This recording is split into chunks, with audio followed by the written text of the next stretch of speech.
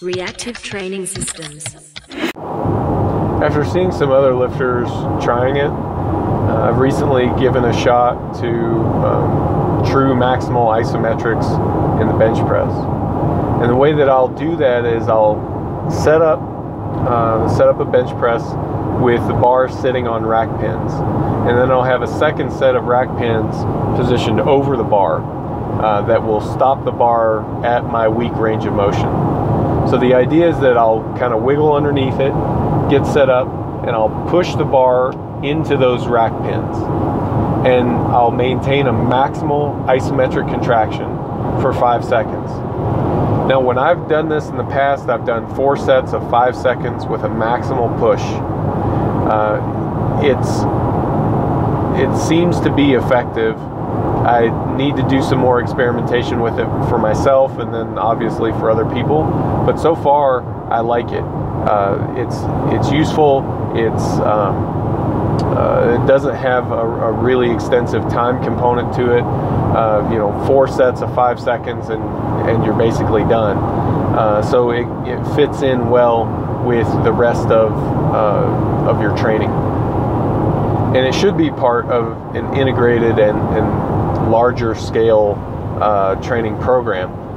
It's not a thing that I think would be effective in isolation, but it's effective when it's part of a larger whole.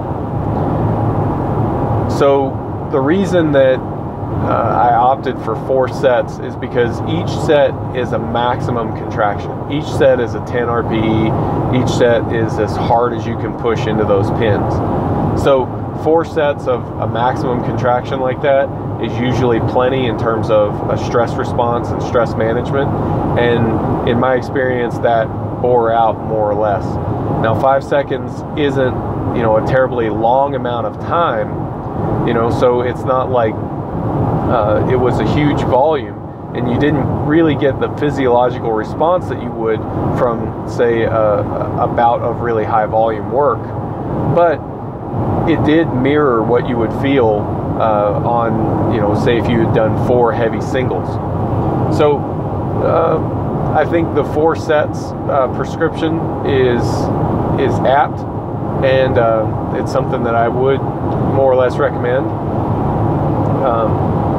As I said, it's got to be placed in the larger context of the training program itself. When I did it, I set the rack pins to stop me about 5 centimeters off my chest, because I know that that's where my weak range of motion begins.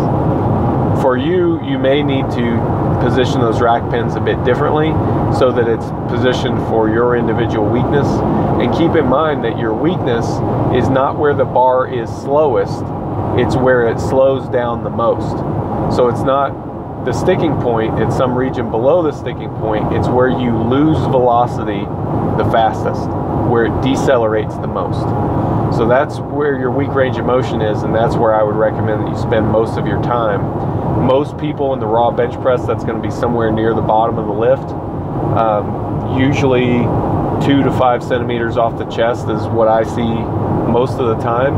But as with anything else, the more attention to detail you can give this, the more effect you're going to see from it.